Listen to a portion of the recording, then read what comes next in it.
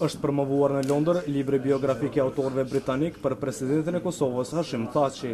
Pasi nënshkroi librin që flet për historinë e tij, Thaçi para përfaqësuesve diplomatik të shteteve të ndryshme, ish diplomatëve e ushtarakëve gjatë kohës së luftës në Kosovë, tha se libri tregon të vërtetën, jo vetëm të tij, por edhe të Kosovës.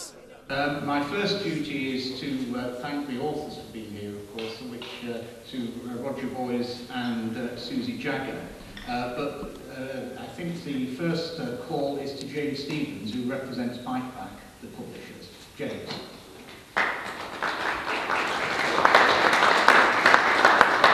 Ladies and gentlemen, thank you very much for having me. My name is James Stevens. I'm the Deputy CEO of Pikeback Publishing. We're an independent publisher of politics and current affairs books. So when Susie and Roger brought this project to our attention, it was something we knew that we had to get involved with.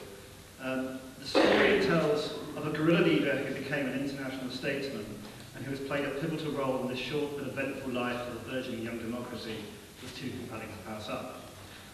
Both the President and Kosovo have been on a remarkable journey from repression to self-determination and a hard-won independence, the 10th anniversary of which we've just celebrated.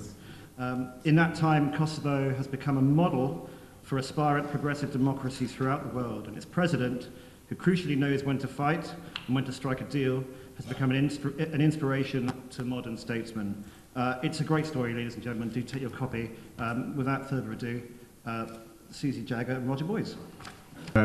We were very interested in, and I have been professionally as well, interested in the progression of guerrilla leaders or rebels. You know, I did a biography once of Lech Wałęsa, to the head of a nation, basically. What stresses do they have to go through? What kind of progressions do they have to go through in their lives?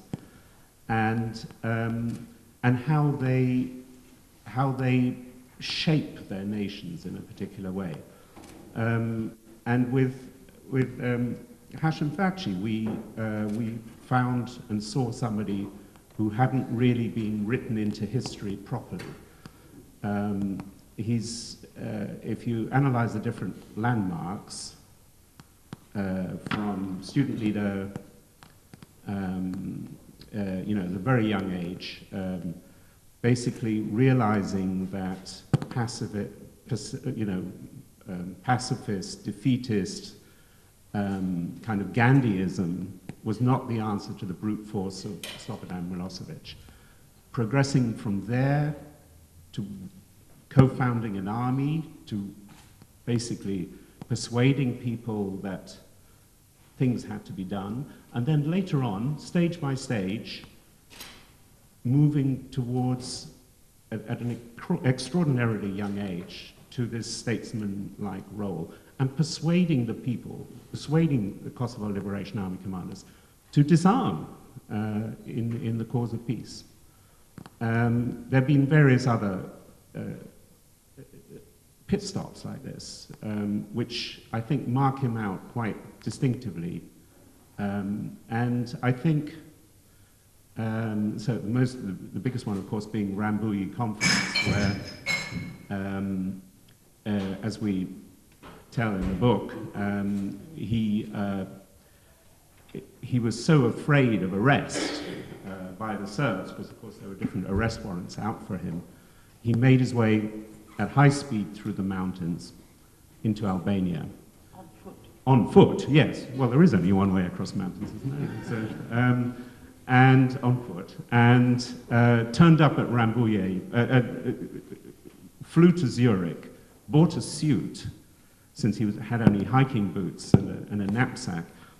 I don't know how he bought that suit, but that's neither here nor there. And then turned up at the peace conference and basically withstood the fantastic pressure from all sides, not just the Serbs who were being remotely controlled by Milosevic in Belgrade, but also the Americans too. They wanted, and of course from his own commanders back in Kosovo. I think that was an incredible, incredible act, an incredible moment of high tension. But you know, it didn't stop there. He's done a massive amount of other things. but of course, this defining moment, and it's the one that's always fascinated me, is at Rambouillet, is basically the whole principle of limited intervention, limited military intervention for humanitarian reasons, came into the world. Just at the moment when NATO was in need of reinventing itself, suddenly a successful form of military intervention entered the military lexicology, the political lexicology. Then later, of course, it all went wrong with Iraq and so on, but we can't blame that on Hashim Thaçin. Susie will tell you more, but basically, I didn't intend to be starstruck, and I'm not starstruck, but it's a book that explains. It explains how little bits of Europe are will always be important to the center of Europe, to the mainstream, to the way we think about Europe. We've got in Kosovo an Atlanticist president, someone who's absolutely determined to pull Kosovo into the Western set of values, and I think, I've got so much to say that I will just let Susie continue. But I think that it's going to take a long time still, and I think we're all aware of that. But I think we've found, or Kosovo rather in particular, has found the man with strategic patience to carry that out. Sorry, now I made a speech and it was supposed to be a conversation. I think when we embarked on the book, I certainly was quite daunted because there was so little written, particularly in English, about Hashim Thaçin. There was really very little. There were snippets to do with his life during the KLA, and there were snippets to do with Rambouillet, but really there was no coherent narrative that took us all the way from a student leader all the way through to President of Kosovo. And so we were worried. We didn't know how much access we were going to get. We didn't know we didn't know if we would get a huge amount of time with the president. And what happened, much to our very grateful surprise, was that we got amazing access to ministers, to Hashim, to his family. I've interviewed Hashim's parents in the house where Hashim was born, and his parents who told me that the one room where we were sitting had actually been burnt down twice in their lifetime. They told me about the massacre that they could see from their own home and how they'd had to flee. And I think with that kind of access, and also access to Hashim, it's meant that we've been able to put together what we hope is a proper, coherent narrative of Hashim's life and also the story of Kosovo. I don't know if you agree with that. One of the other things, apart from that this was a real model of intervention, this was intervention that worked. We don't have to worry about trying to justify Libya and the crisis there. This is a model that worked. But the other thing that I think Roger and I both found fascinating was that even after the war, that was just the very beginning. All the battles still had to start after NATO bombardment. And the absolute struggles that Hashim and his inner circle had to cope with just in order to get recognition. And what was fascinating about it is that, for example, when you look at how Kosovo tried to get recognition in UNESCO, what was fascinating was that actually this tiny country just looking for recognition and independence, what it revealed in their battle for recognition was this thicket of rival vested interests. And I think it was Clinton who said to you, this is way beyond you. This is not about your battle for recognition. This is now a conversation between the Kremlin and Washington. And I found that absolutely fascinating, how this one tiny country revealed these huge factions and vested interests between Moscow, the West, Turkey, etc. I don't know, would you agree with that?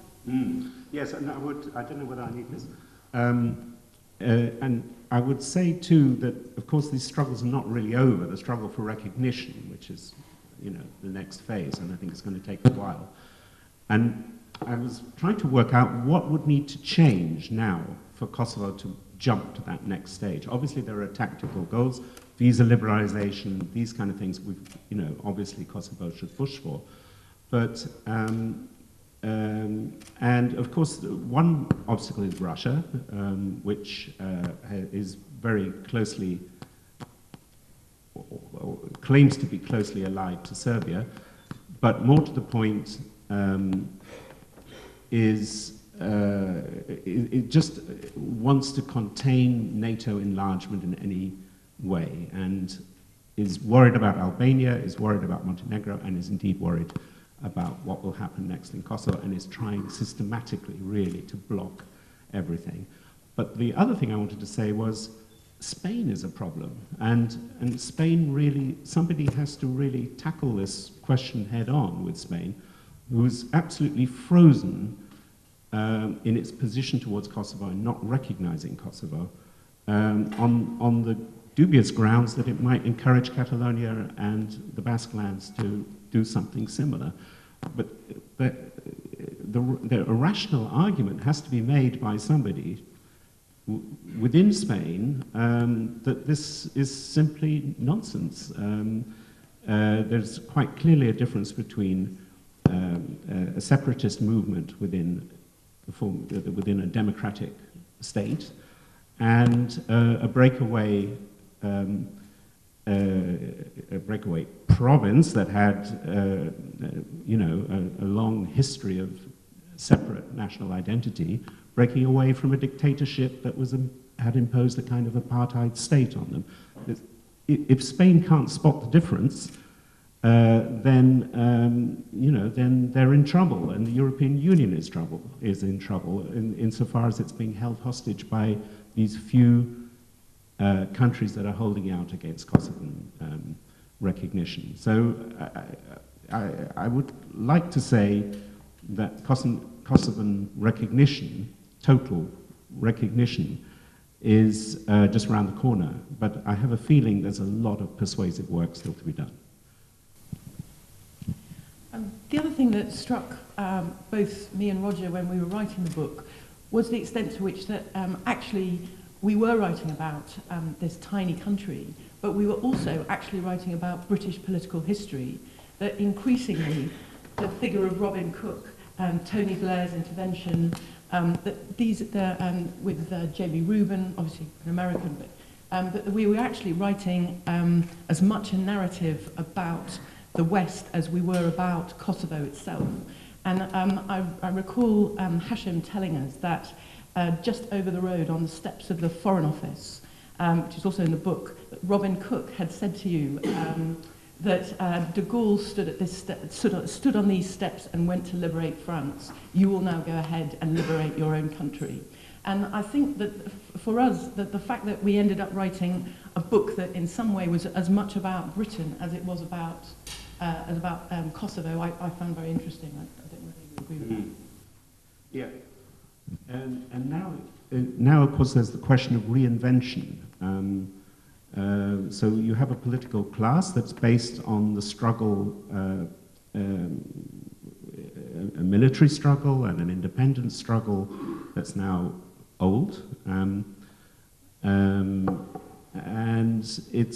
you've got a very, very young population in Kosovo. So there is the question of how to steer Kosovo through this. To understand, Kosovans themselves have to understand their own history. I wonder if Kosovans, when this book is eventually translated, whether they actually know some of the things that Hashim has said in this book. I don't know. It might be that they already know it, maybe they don't. But anyway, they have to understand their own history, obviously. But there's something, I'm very impressed by how nimble they are, how quick they are to adapt to this, this uncertain statehood they have in a rather troubled area. You know, the digitalization, for example, digital diplomacy, big deal. The other thing that I think the the other issues that I think the book raises, particularly in a post-Brexit environment, is remember that Kosovo is dead keen, is set on joining the EU, and it raises questions, I think, as to what kind of EU Kosovo will be acceding to. And I remember in a number of interviews with Bekim Koloku, who is who's a chief minister, talking us through the path for EU accession. And it would be a question that I hope I might ask you in a moment. What do you think you're going to be acceding to post-Brexit in a moment when Europe, I think, is really facing an existential moment?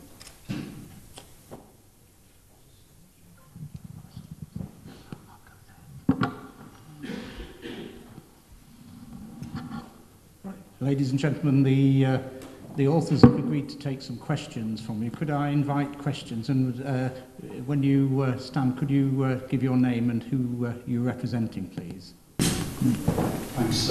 My name is Nicholas Weiss, and I work for RTK Worldwide. But I asked the question in my personal capacity, also as somebody who advised at one stage Kosovo and Montenegro and South Sudan in their paths to becoming independent states. And one or two others who didn't make it, but we'll talk about that later. You talked a bit about the geopolitics, the unique position of the 1998, 99, 2000, 2001 period. You asked the question, what will it take for Kosovo to be able to take the next step, which I think is a good question. But looking more broadly, do you think that the geopolitical moment has now moved on? Do you think that we will not see other successful moves to become independent in the future, or from existing de facto states to have that independence more widely recognised as perhaps as they deserve? Are we past the stage when that is possible? Well, I think it varies. I don't think we can overgeneralise from the Kosovo example,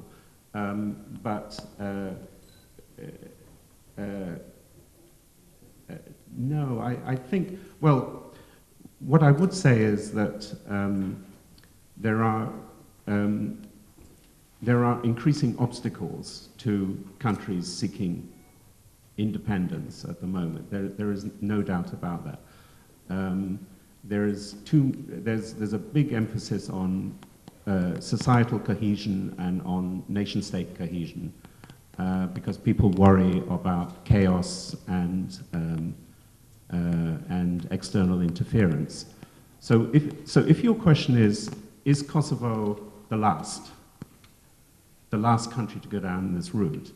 I would say no, because when Putin goes, there'll be a whole rim of countries and ethnicities who will indeed want some kind of separateness from Russia, because the juice has been squeezed out of them. And by the way, the Chechen issue hasn't even really been solved yet. And these will be difficult times. Yeah? There's, you know, if Putin weakens and there's a third Chechen war, you know, there's trouble ahead. So I'd like to separate Kosovo from all of that chaos, because Kosovo is actually doing everything, absolutely everything, well, almost everything, that has been demanded of it, and is structuring itself as a new kind of Balkan state. The old idea of Balkans as wild outsiders, which defined Europe, has gone, or is going, partly due to Kosovo's Atlanticism, its attempts to end old feuds. So I think you have to make a clear separation about what's going to happen next in terms of independence seeking and separatism, and what Kosovo's achieving. Kosovo's already quite far down the line. Just to answer part of your question, because I think there were a few bits to it. When you were saying what are the next obstacles for Kosovo, I would have thought that one of the next great moments for Kosovo would be EU accession, where it will get true recognition. when countries, despite their own vendettas, can no longer deny the recognition that Kosovo deserves.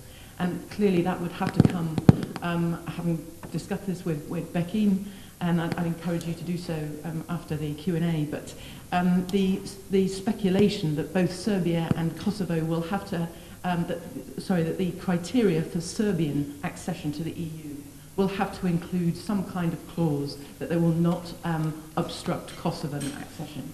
But I think EU accession for Kosovo is the next big moment to get real recognition. Gentleman on the third row. Dr. Michael Leary with Christian Embassy. A few years ago, I had the wonderful opportunity to visit Kosovo on the invitation of the ambassador for a government-sponsored event there. And I was wonderfully surprised in a number of ways about the country. I won't go into that. I'd like to ask you, what surprised you in your research and your visit to this nation? Well, I'd been a couple of times before we embarked on this project, and it was very dynamic. Yeah, it's just full of little corners of life, and of course that's because it's an extremely young population. Now, of course, all around, I used to be East Europe correspondent or editor, and I used to go to all sorts of different countries which had a similar demography. And yes, there was dynamism there too, like in Moldova, for example. Yeah, there's, I think, like, I don't know, something extraordinary, like 65% or something, people under 30. But the life wasn't there. There wasn't the life that there was in Kosovo, because simply there'd become a remittance culture. They'd left, all the young people were leaving. There was nothing really there for Moldova, so they were left, and they were working and sending back, you know, a quarter of their salaries back to Kosovo, back to Moldova. So, but Kosovo was different. There is a remittance culture. Obviously, there are a lot of Kosovans working across Europe and the world, and sending their money back and so on. But there was something else there. There was something, and I think it's to do with that culture that comes from a resistance culture, which gives you that certain spark. You know, if you've lived so many years under this it's perhaps an exaggeration to call it an apartheid system, but it basically was. When you had underground schools, when you had a civic society, an underground civic society, I think when you've had that for so long, that spark passes over to the next generation, and that's what I think impressed me most always about Kosovo. I think for me it was the extent to which there is a whole class of highly educated young people in Kosovo, partly because some of them left during the war and were educated in international schools, partly because they received scholarships to go to British universities or American universities. But that impressed me, and I hadn't expected that there would be a new class of young people who were back in Kosovo looking to build the country. The other thing that struck me was the extent to which young Kosovans get the digital economy in a way that perhaps I'm speaking out of turn, but in a way that I don't think Britain does. So, for example, I'm sorry to keep going on about recognition, but when there were countries who refuse and collude with other countries to refuse recognition for Kosovo, one way that the Kosovans sought to get recognition was through a digital persona. So, for example, they ignored the fact that they couldn't get into UNESCO, and instead they got recognized on Facebook. They got recognized through Amazon. So they didn't have recognition through the various old man clubs of Europe, but they very nimbly were able to get recognition through a digital persona. The other thing that struck me, and sorry to be so boring, were the roads. Kosovo is, in some ways, is an example of how much the EU has invested in Kosovo. But equally, when I went to meet Hashim's parents, and you go into the Drenica Valley, it was for a split second, it was an image of what it must have been like 20 years ago. it was impossible to find anywhere without knowing someone in that area.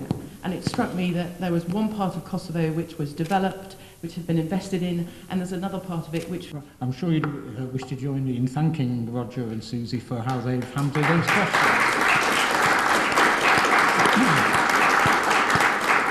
And it now gives me great pleasure to introduce our next speaker, the former head of NATO, Lord Robertson.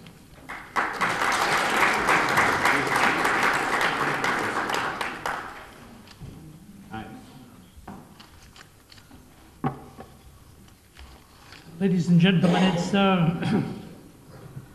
this is March 2018, and I've still got vivid memories of March in 1999. So we're 19 years on from the start of the air campaign, and I remember sitting in the bunker deep below the Ministry of Defence building on that morning, with the dawning realization that we were about to embark upon a military attack on an independent sovereign nation state without the benefit of a United Nations Security Council resolution. And in that respect, we were in many ways making history. 78 days later, we had achieved the 3 objectives that we had laid out at the beginning of the air campaign. Objectives that were summed up in a phrase that has now got me into the Oxford Book of Political Quotations. Serbs out, NATO in, refugees home. 78 days. Interesting days later. And I don't think any of us thought that day that the leader of what he himself described as the ragamuffin army was going to be the president of an independent nation state of Kosovo. So I'm delighted to be here today with Hashim Thaçin to mark that pretty significant moment that is there. And this book, I think, fairly represents the history of an individual and the history of a struggle. But of course, Kosovo's history is long, complicated, and deep. It is not a simple story, nor will its future be either. But as many people have said about various other parts of the world, you can respect your history. You don't have to live in it. And what we have to be interested in, and what the new president of Kosovo has to be interested in, is the future of his nation state. And of the people who live within it, whatever their background, whatever their ethnicity is at all. And in many ways, the struggle that is outlined in this book should give us a glimpse of the depth of character of the individual now, who bears that huge responsibility for the future of the country. Last Monday, I met Ramesh Haradinaj, the new Prime Minister. And these, of course, were the 2 individuals that I knew at the time of the conflict itself, and of course in my period afterwards as Secretary General of NATO. So they now have responsibility in their hands for that complicated future that lies ahead. I recall a meeting I had with Goran Svilanovic, who was the first post-Milosevic foreign minister of Yugoslavia that existed at that point. And he came to NATO headquarters, and we did a point de presse during his visit. And he said to the press, ladies and gentlemen, he said, can I ask you this question? How wealthy do you think the Balkans would be today if we politicians had the same degree of interethnic cooperation as the criminals? And I think in that little expression, I think lies a basic truth, that the Western Balkans, with all its troubles and all its problems and all its complicated history, some of it long ago and some of it very recent, has got now to deal with the future, and it's got to build its own future. There was a moment in time, in March 1999, when all of the world's attention was focused on that part of the world, and Dennis McShane may say that some of his ministerial colleagues didn't know where Kosovo was before March of 1999. They sure as hell knew where it was in March 1999 and April, May and June as well, and they've lived with it ever since there. But the future of the region is in the hands now of the people of the region. The spotlight has moved on internationally and even regionally. And that means that people themselves need to take property, take ownership of the issues. And that degree of interethnic cooperation, you know, with Haradinaj sitting with his Serbian counterpart at the table in the House of Commons last Monday, was a clear and vivid illustration, both of the potential for Kosovo and its future, but also the difficulties and problems that are involved in it. Managing a coalition as big and as complicated as he's got to deal with, and as the president has to deal with, will not be easy. But anything is easier than the dimension that is described in that book, and the conflict and the problems that faced the people of Kosovo in 1997, 1998 and 1999 before the crisis came there as well. So there is a deep, deep obligation on the politicians of the region and the politicians in Kosovo to take ownership of the area, so that it does not become in any way a playground for proxy powers or for organised criminals and organised criminality as well. And you know, I am passionately opposed to Brexit. You know, passionately and deeply opposed to my country coming out of the 44 years of integration in the European Union. But if it happens, if it goes ahead and it happens, then we become a third country as well.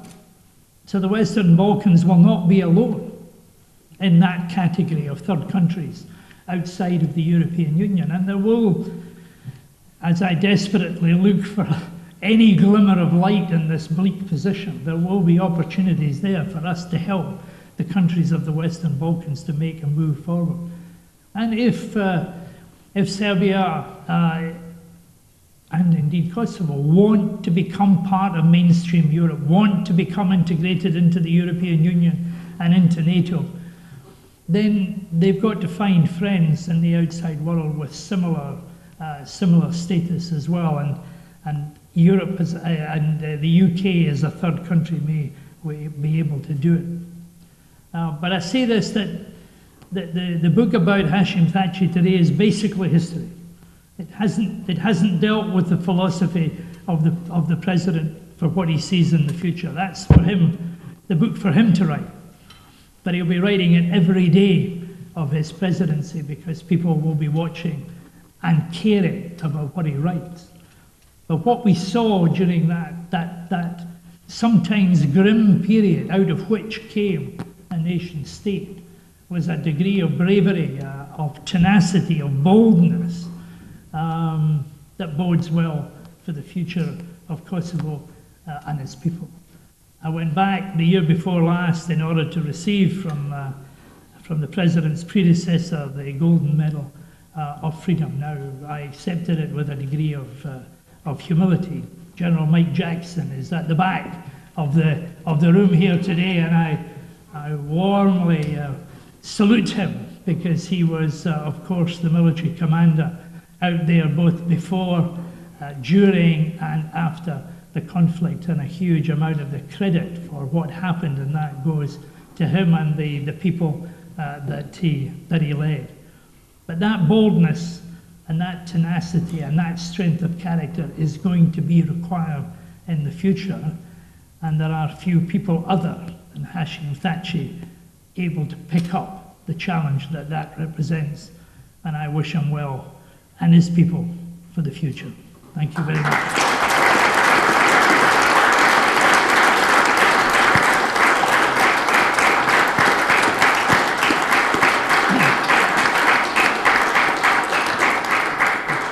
Thank you very much, Lord Robertson. It's now my privilege to introduce to you His Excellency, the President of Kosovo.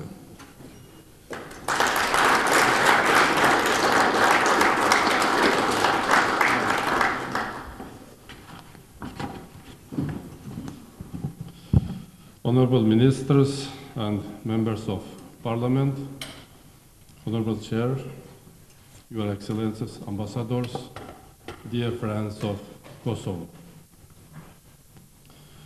It is my honor to visit Britain today and to be here at this book presentation.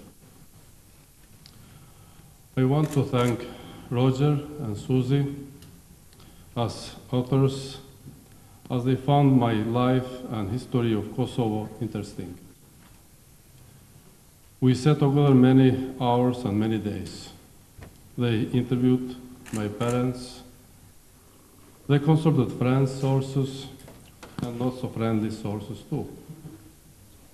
In the end, I hoped they found something interesting in my story and the story of Kosovo. This story has importance beyond Kosovo. I want to thank also publisher for believing in this book, in the importance of telling the truth about Kosovo. I thank Lord Robertson, who read the book early, and for his kind words today. Thank you very much, Lord. Kosovo will always remember Lord Robertson because he was a crucial person in crucial times to help Kosovo become a free and democratic country. I also want to thank Friends of Kosovo, Chair Martin Vickers, many members of Parliament present here, Dennis, Alan, Sir Geoffrey Nice, many journalists, leaders of our diaspora that helped the story of Kosovo be known. A special welcome to the General Mike Jackson. Thank you very much, General, for your crucial and leading role for the peace in Kosovo in crucial time. Unfortunately, truth is today under attack. We can see how extreme political and state structures, they don't only use violence. Today, because of social media and internet, they create more damage by also using propaganda. It's not enough only to attack our values. They also want to bring confusion and division among allies in NATO and EU. This is why we must continue to fight for truth and to remember the history. This is why I thank Roger and Susie for devoting time to write about complex truths. As you know, everything in Balkans is complex, and too often journalists seek simple answers. But no one can rewrite the history. Kosovo celebrates in February 10 years of independence. We have to remember today it was Great Britain that was one of the most important fighters for freedom of Kosovo against the brutal force of the Serbian dictator Milosevic. A little later, I will be meeting Foreign Secretary Boris Johnson, and we will plan for the next pages of cooperation between Kosovo and Great Britain. Important issues are ahead of us. Dialogue with Serbia and the lasting peace in Balkans. Kosovo membership in UN and NATO, and the important role London plays this year with the Western Balkan Summit in summer. As you know, the difficulty between Kosovo and Serbia is well known. Who can help solve this problem? I am committed to dialogue with Belgrade, but we need support. I believe London can help. Foreign Secretary is trained in classic history, and he may find a suit to cut the Gordian knot.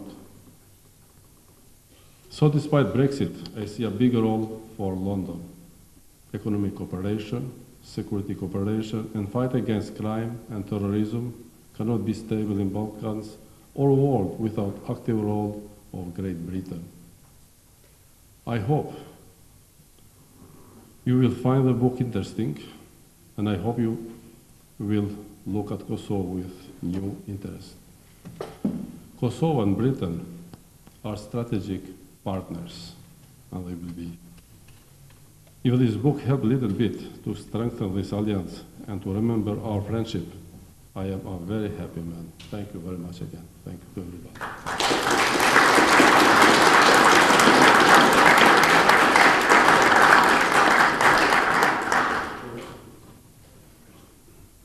Thank you very much, Mr. President.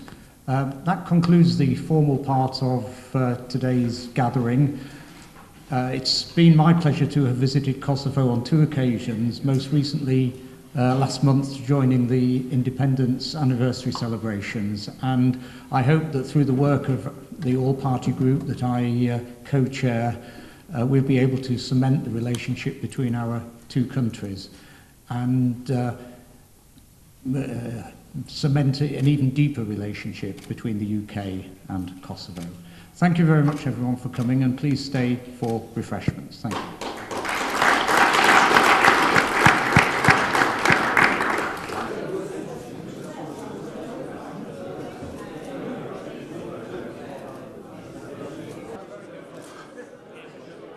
Ish komandanti I KFOR-it dhe bashkëshortja e ish kryeministrit Tony Blair thasën me padurim presin që të lexojnë librin. I was very lucky to get an advance copy of the book, and I must tell you that it's an amazing story. But most importantly, it's been researched, well researched by very well-known journalists here in the UK, working for the Times. Roger Boys works for the Times, very respected publication. But for me, of course, there's a personal element to this, because what happened in Kosovo, sometimes people forget just what happened in those awful times, and it was an early time in my husband's premiership, and I can remember going and visiting and seeing the refugees coming out, trying to escape from what had happened. I haven't read it yet. I've literally been here 10 minutes.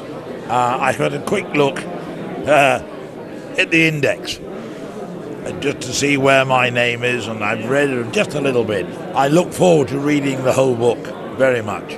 Well, I expect the President, his story, the story of the difficulties of Kosovo in the 90s, the rise of the KLA, the NATO campaign, and then events after the campaign leading to the Declaration of Independence, etc., etc. I look forward to reading all of that story.